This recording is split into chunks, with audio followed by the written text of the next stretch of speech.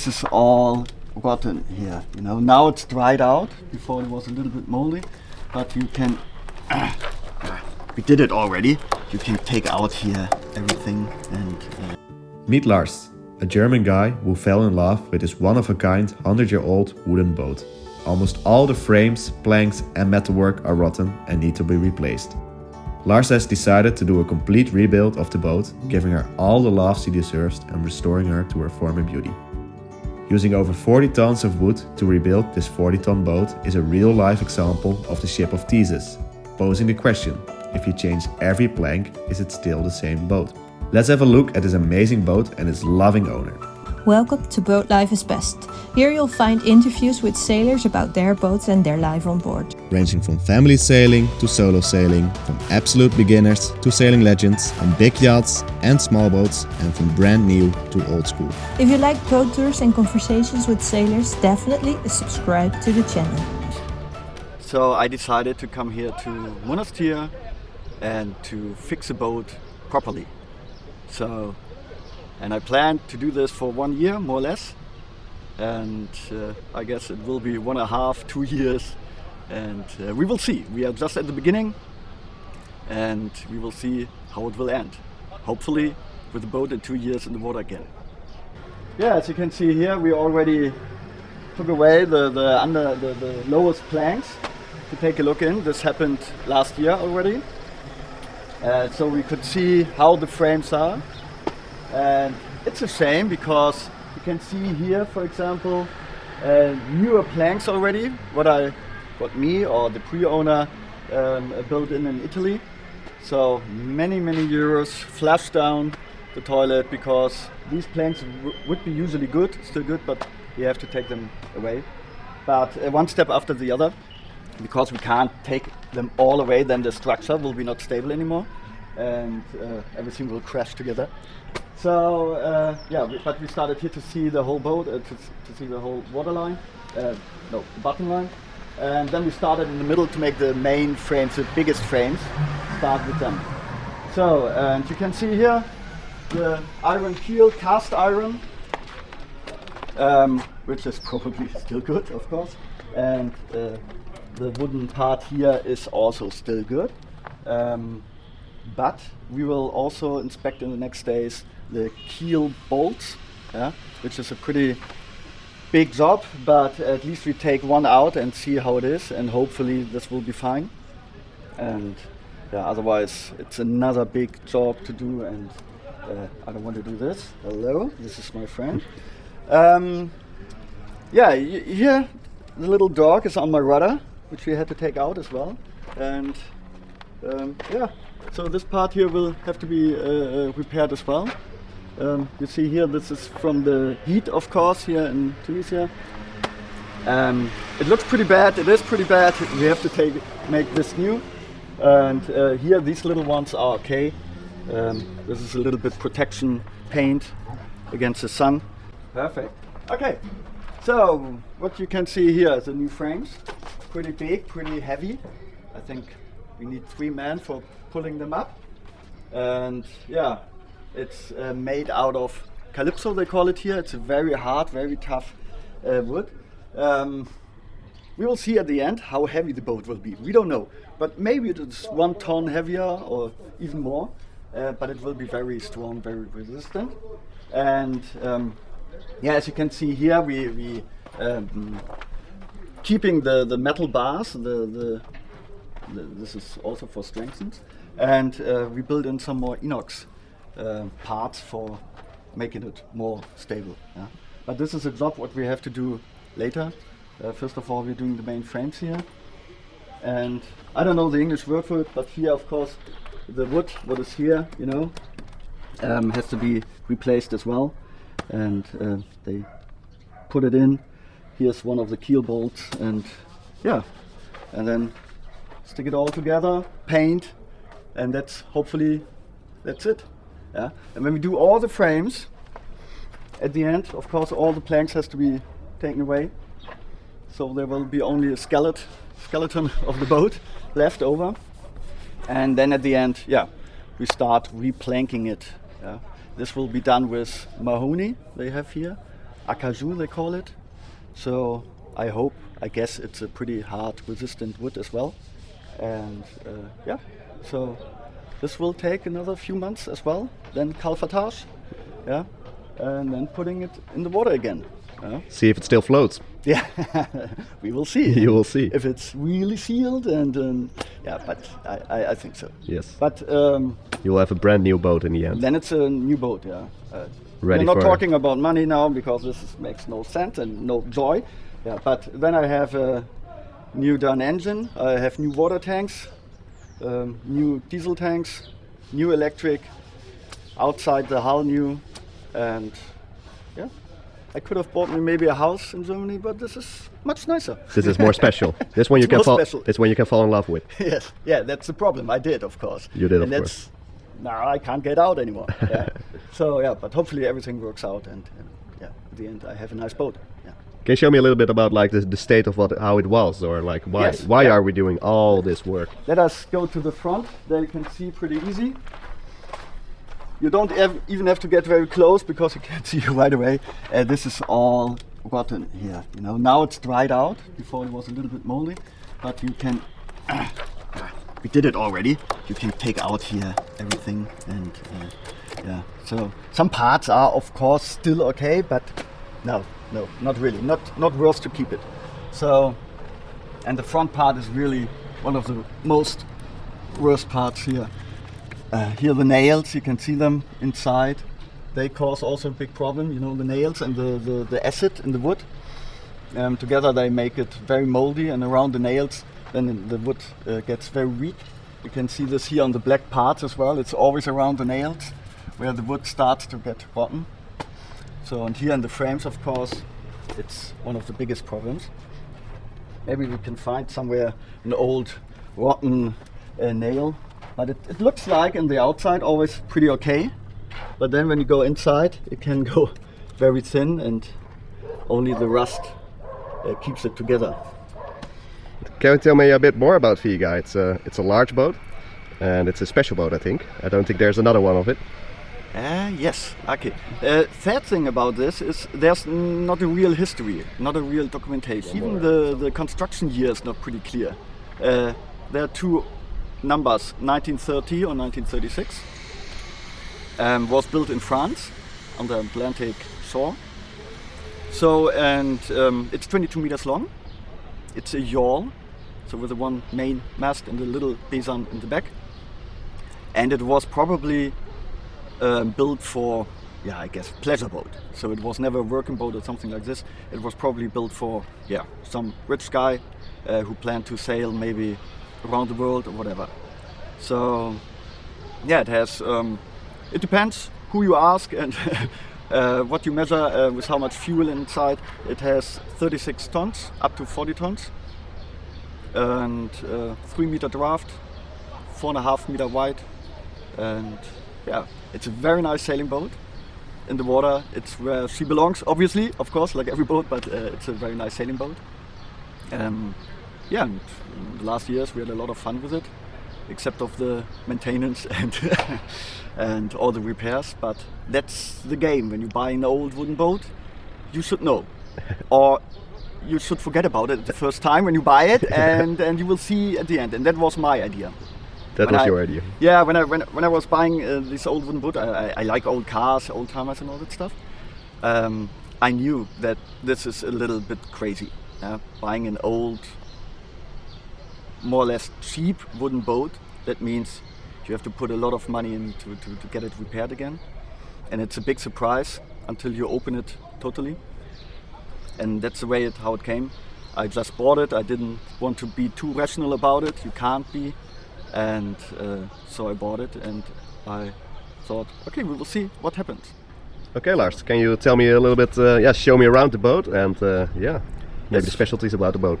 For sure. At least I can show you the rest of the boat, what is still there. Because something very important is missing. The mast, the main mast. What we have somewhere around here. Everything is covered. Sorry for the mess.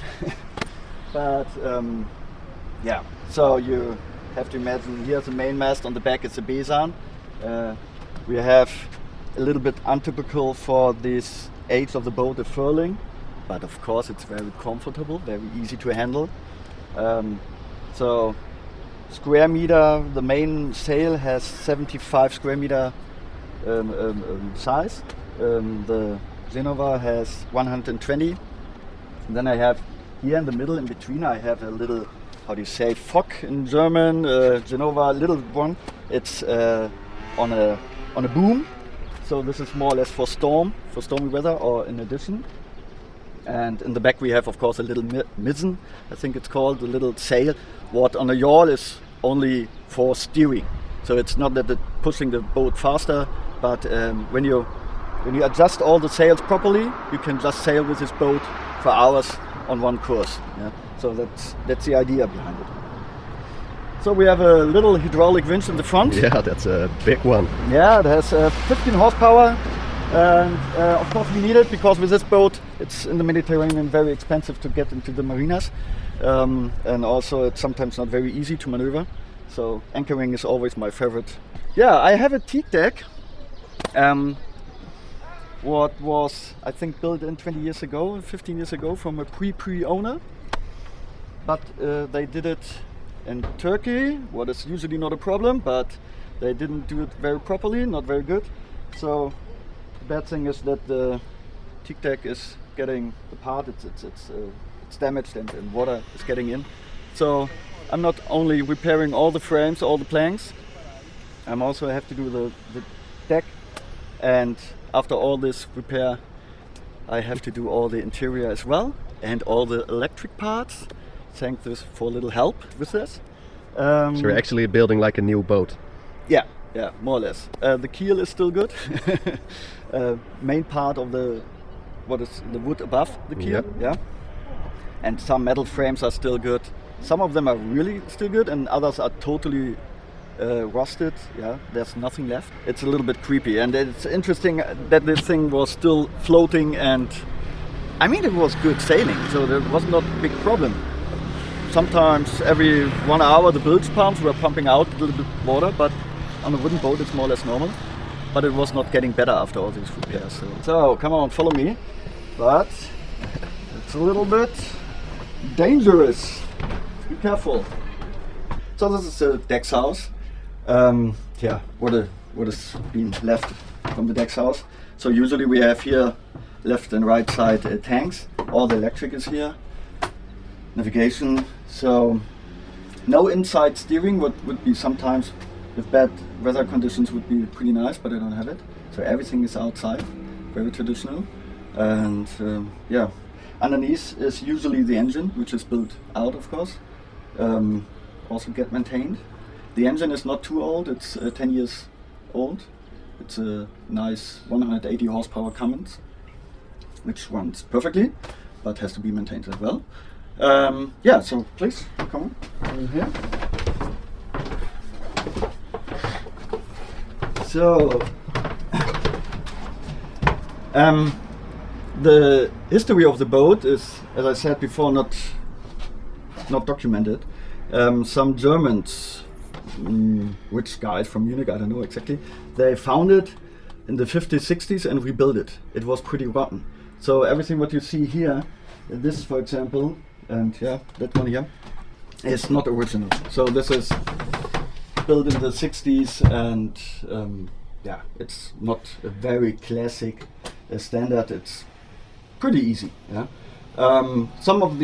Most of these frames, they are still original, and nobody knows exactly what is original and what not. So here on the starboard side we have the pantry. It was a pantry, yeah. So, and here we used to have the toilet. I think you can imagine, but so there was no shower, you just showered outside. Then we have What are we walking on, Lars? Sorry? What is the floor? Where has it gone? Yeah, it's out. So we had to take it out because we had to reach all the frames and get ruined anyway by all these working parts, and we need the access. So everything got ripped out, more or less. So all the electric cables, all the tubes for toilets and so on. And yeah, so we had put these boards on here, and so that we don't fall all the time in the holes here. It's a balancing act to walk inside. Yes, be careful. So, and here on the left and right side used to be 2 cabins with 2 bunk beds. They are more or less similar on both sides. Yeah, very nice. Everybody had his own thing. So guests were mostly sleeping here in this part or in this cabin here. And so then we can go over to the saloon. Also totally ripped out, more or less. There used to be 2 more bunk beds here in the saloon, and here was a sitting area. Yeah, that was a very nice place. Very cozy in the winter time, where we spent the time in the marina and doing maintenance on the work in the day, and in the evening we were spending the most of the time here, of course. The plan is now to put in the kitchen here, the pantry, and the old kitchen becomes a new cabin for guests. So we have here all the living area. But we will see. First of all, the frames has to be done, and the planks and everything has to be repaired. Here you can see, by the way, the new frames, what we built in already. So here, these one are the new ones. Here's a metal bar which is still in good condition, the new primer and everything. And here you can see how it looks when it's still the old parts. The metal parts are very rotten, and the wood as well. So we thought in the first time that we can maybe repair half of it or keep half of it, but no. If we are doing it, we're doing it right now, and so we have to do it from all up. So every frame is getting rebuilt. Everything is gonna be everything gets rebuilt. Yes. And then, as you can see, all the interior probably has to be done as well. Yeah. So this will be a photo of Vega, or? Yes, it's from 1968, and the Vega was doing a lot of Atlantic trips. So the boat was already a couple of times in the Caribbean, and yeah, this is an unknown artist. And yeah, this is how it used to look like, and what it can look like. Yes, and it will be. So, and then we have here another little toilet, electric, by the way. And then we have here the master cabin where we used to sleep. The only double bed is here. Also with a little sink, and we have here a little, we call it in German Hundekoje. It's where another guest can sleep, but we used it only for storage. And here we can pass through to the front storage area. Yeah, that's it, more or less.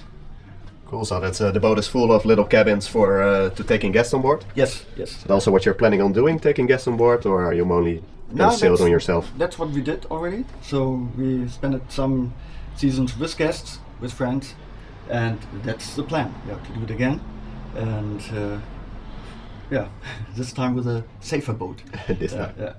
So yeah, but it was very much fun to do this, and we're looking forward in 2024 maybe. Hopefully we will get back to the water. Okay, so what made you buy this boat? Like, what made you fall in love with it?